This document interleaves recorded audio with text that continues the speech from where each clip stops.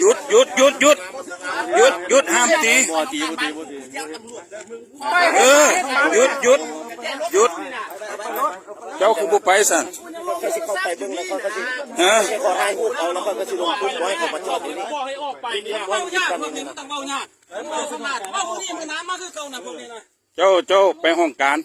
เอากระเจี๊ยบลุกมากันห้ามเจ้าไปเอาแล้วมาซีนาเขาทำของเสื้อไว้อันนี้บุกเกี้ยวอันนี้นะกูนี่เด้อทำหายห้างแตกไว้กูให้ในมึงจับคอเสื้อกูแล้วมึงดึงแขนกูได้เอามึงจับคอเสื้อกูก่อนเลยมึงจับคอเสื้อกูก่อนไปเป้ากันยุ่งกันไปล้มกันอยู่พูดไปไหมออกไปดีก่อนเพื่อนห้ามเราเดี๋ยวพวกเจ้าก็บ่ต้องมาเพราะว่าหลายคนถูกมาเจ้าก็มาเจ้าก็อ่านเนาะอยู่ดีเนาะเพิ่นบ่ให้มาเฮาก็ขอความร่วมมือนำกันเนาะเรื่องหาอยู่หากินน่ะเขาบ่ได้เป็นเลาะไปถามลูกค้าไหนก็บ่ได้ไปเลาะไปถามแต่ว่าเพิ่นบ่ให้จอดบริเวณนี้เนาะแล้วเจ้าก็จอดข้าป้ายหันไปบ่เพิ่นแอปเจ้าดังเจ้าก็เข้าไปแต่ว่าเพิ่นแอปก็ได้เอาไปฟังนั่นก็ได้ฟังนั่นก็ได้ฟังนั่นก็ได้ข้าป้ายหันไปนี่คือหม้อนั้นจอดเด้เจ้าก็จอดรถอาชีพเดียวกันแม่นเอาไปเราถูกต้องที่เลี้ยงมันสิเป็นอันนี้มันแม่นมันก็สิแจ้งลูกแล้วข้าป้ายหันไปแล้วก็ไปเฮ้ยอย่าโค้งมาหน้าห้องการมาซั่นแต่ว่าไปห้องการจังนั้นมันก็สิกันผู้นี้ออกผู้อื่นมัน100กว่าคนเลย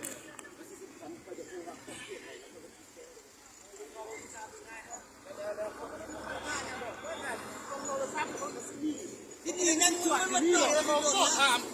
มึงดีๆน่าโทษนะครับเศร้าไหมมึงเศร้าไหม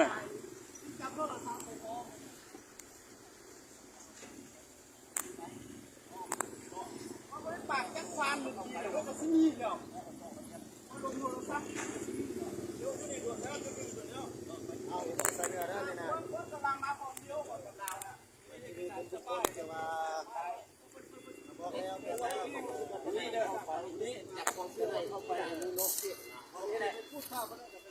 เบิ่งเอานี่บ่บักยากนี่2 คันนี่แกก็หัวหน้าทหารนี่มีอย่างล้มเอารถเกี่ยวรถยนต์คันนี้เอกนี่บักเจ๊กนี่บักนี่สุดยอดเลย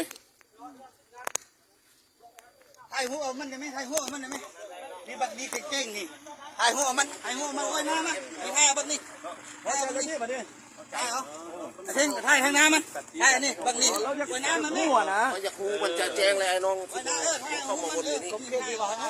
จ่อยอยู่นี่เมื่อกี้เนาะบักนี่สุดเก่งเลยบักนี่อันนี้ก็อะไรยังจอดอยู่นี่ว่ายังลงโทรศัพท์อยู่ลงโทรศัพท์ยังอันนี้มันจับคอเสื้อควันขึ้นมันตึง